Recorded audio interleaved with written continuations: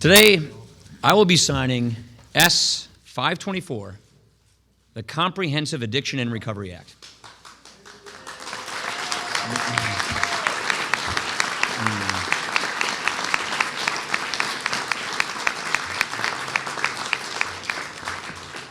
I would like to point out a few people who wouldn't be here today if it weren't for these people.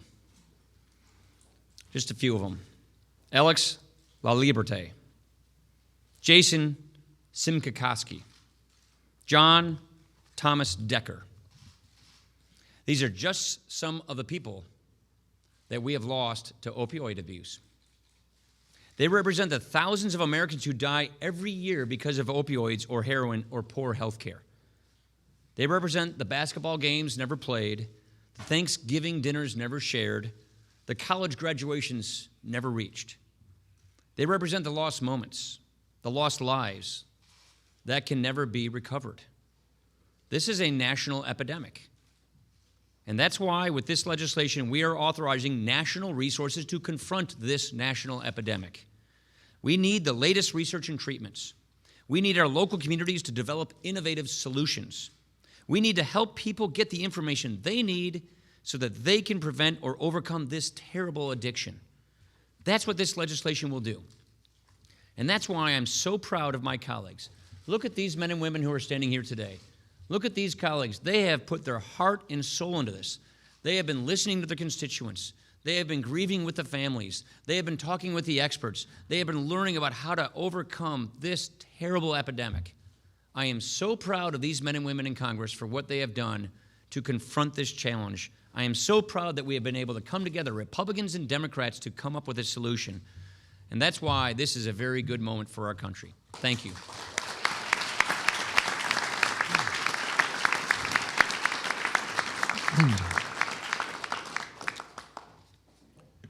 Well, everyone you see here behind us has pulled together on this on a bipartisan basis. As you know, frequently people think that's unusual around here. But on this particular occasion, we all understood the significance of working together and achieving this outcome. Over on the Senate side, the indispensable players, Senator Rob Portman of Ohio,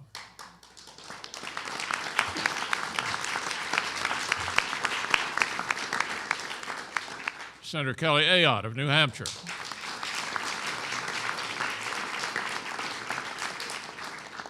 and two committee chairmen, Chairman Chuck Grassley and Chairman Lamar Alexander.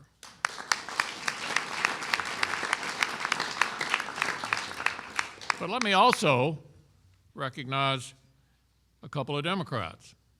Sheldon Whitehouse from Rhode Island,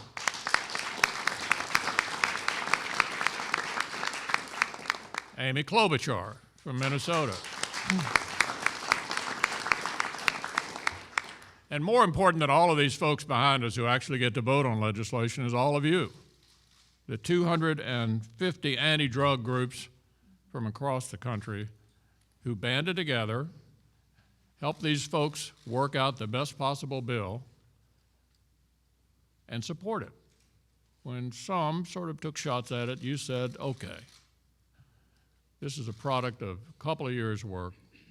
Let's move ahead. We know this is not the end of the fight, but it's one heck of a beginning. So thanks to all of you as well.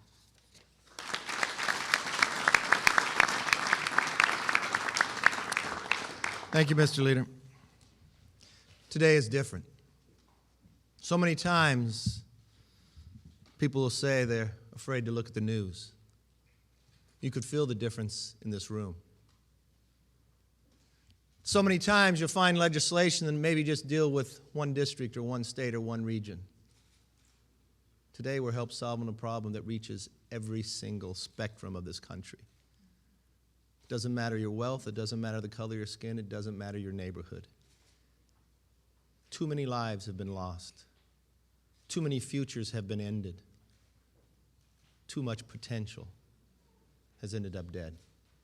But I will say there's so many people behind us today that never gave up. There's so many people standing out here that would share their stories, no matter how tragic, to help this day happen.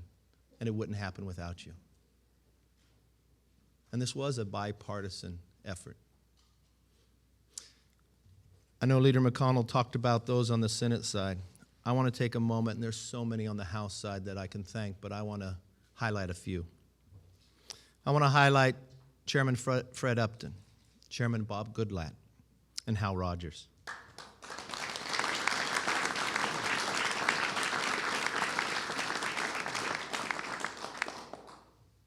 I know many of you think, when you think of Wisconsin, you think of the Speaker. But the Speaker will always tell you, when he thinks of Wisconsin, he thinks of Congressman Jim Sensenbrenner. And Sensenbrenner is sharing his name.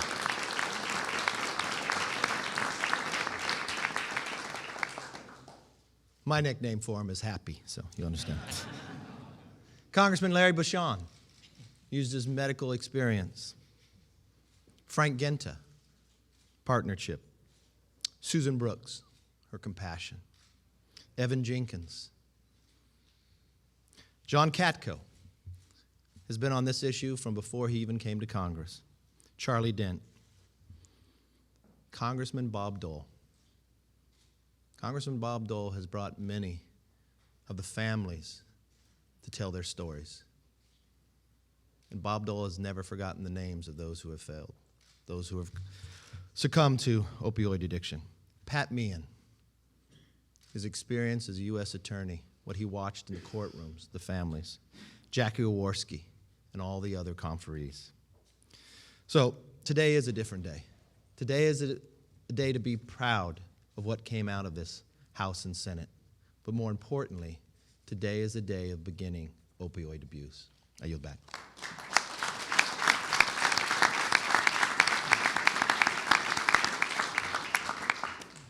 Today is an historic day, and it's for all the reasons that were mentioned, but it's also because we have legislation going to the President of the United States that changes the paradigm, changes the approach. It says that addiction is a disease and should be treated as such. It says that the stigma associated with addiction needs to be set aside to be able to address a real challenge we have in each of our communities. Sadly, the problem's getting worse, not better. In the last 4 years, it's estimated there's been a tripling of overdoses. 129 people on average are dying every single day of those overdoses. That's horrific. But frankly, that doesn't count the many casualties. Those who may not be dying of an overdose, but who put the drug first, ahead of their families, so they're broken, ahead of their job, ahead of their community. It's causing most of the crime in my home state of Ohio today. So this is a problem that we must address at every level. This is our federal response, to make the federal government a better partner with state and local government, with the incredible nonprofits who are in the trenches every day dealing with this issue. It's to be a better partner with our families. Ultimately, this problem is going to be solved in our local communities, in our families, and in our hearts. This is an issue that, unfortunately, will continue to grow and to take more lives, to allow people to get off track, not achieve their God-given purpose unless we change our approach. And that's what this legislation does. So I'm very proud of the members behind me, of this Congress coming together on a bipartisan basis, I would say even a nonpartisan basis. I see Jim Sensenbrenner out here. We spent the last 3 years putting this bill together. It didn't happen overnight. We had 5 conferences here in Washington, D.C. We brought people in from all over the country, from every one of the states and congressional districts represented here. There's been input. We listened to people. We took their ideas, not asking, is it a Republican idea or is it a Democratic idea, but is it a good idea? Will it actually help to turn the tide, to address this epidemic we have of heroin and prescription drug addiction?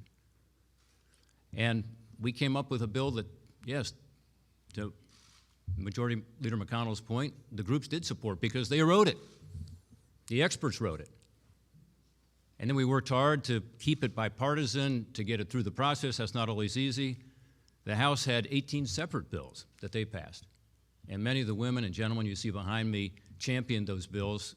Many of them brought this experience to them to Congress. And I think it improved the legislation to have a conference because we came out not just with more funding authorized for this effort, but also some great ideas from both sides of the Capitol. It was bicameral, it was bipartisan, and most importantly, it addressed the real needs in our communities. That's why this legislation is so important. Some have said, well, where's the funding? Well, this is an authorization bill. That's what we do around here. We put together policies that make sense to be able to spend the money that we appropriate more effectively to solve problems. So yeah, we're changing the way we're going to spend money around here. So we are focusing on our veterans, many of whom, unfortunately, have opioid addictions and need help. Yes, we are focusing on pregnant and postpartum women and babies who are born with dependency, meaning they're born addicted and they have to be treated. Yeah, we are dealing with these issues in different ways. We're dealing with issues on a comprehensive basis. So for the first time, Congress is saying, yeah, we're going to put money into recovery, but we're also going to focus on prevention and education and treatment and help law enforcement and help get these prescription drugs under control so they're not overprescribed. It's very focused on how do you come at every angle on this problem. And yes, it does authorize a lot more money too. So it's in the bill. But of course we have to go through the appropriations process. And I just want to say today, thanks to some members who are here today, thanks to people like Hal Rogers, Lamar Alexander, Roy Blunt, and others, we do have a lot more funding in this year for opioids. We also have a commitment now from the appropriations committees on both sides of the Capitol for a lot more money next year.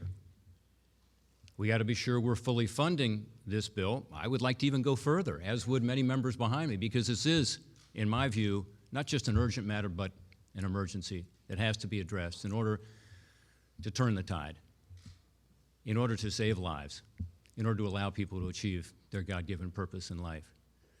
This would not have happened without a lot of work from various people, but I want to particularly single out Sheldon Whitehouse because he was the co-author. He was there for those 5 conferences. He helped bring people in. He kept it bipartisan. He helped us get through some bumpy roads here toward the end. I also want to thank Kelly Ayotte, who's here today. She's got a passion for this issue. Like my state of Ohio, the state of New Hampshire is in the grip of this addiction. And she gets it, and she's met with the families.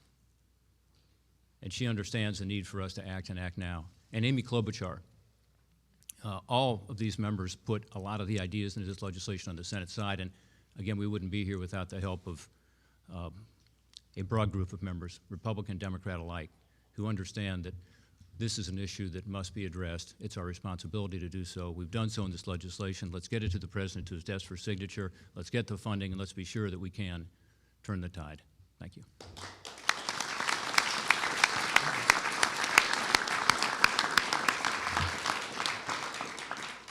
I first of all want to thank Speaker Ryan and Leader McConnell and all of my colleagues who are behind me today on the House side that have worked very hard. And on the Senate side, you saw with Rob Portman his passion for this to make a difference in Ohio. And also my colleagues, Sheldon Whitehouse and Amy Klobuchar. The 4 of us got together along with so many stakeholder groups that really helped show us the way about the right policies that need to be passed to help turn around this public health epidemic. Today, I'm here for people like Courtney Griffin, who's 20 years old, lost her life to addiction, and unfortunately, her parents, Doug and Pam, whom I've got to know well, wonderful people, and she had so much potential, and yet we know this story is all too common. Just 2 days ago, I spoke to Kathy Manning, who lost her son, Thomas, who was an incredible young man who did so much in his community. There's not a family in my state of New Hampshire or across this country that hasn't been touched in some way with addiction and the struggles that people have. And we see this heroin and opioid epidemic. It's been such a devastating public health epidemic. As Rob said, it is critical that we recognize this is a public health epidemic. And the CARA bill takes the approach to make sure that we take a holistic approach, that we understand that people who are struggling with addiction, that they come forward, that there is no more stigma, that they get the treatment that they need, the support that they need, and also the help in recovery going forward that is going to make such a difference in so many people's lives in this country. So today I'm so proud to have worked on a bipartisan basis and to get this legislation passed. I thank our leadership really for bringing it to the floor. I thank all the stakeholder groups that have done so much to make a difference.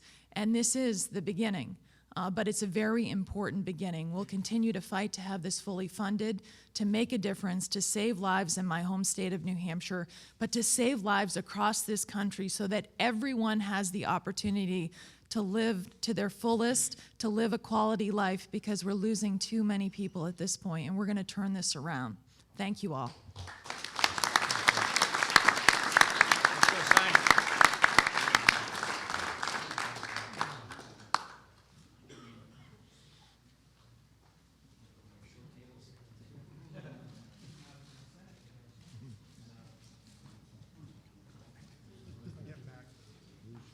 That's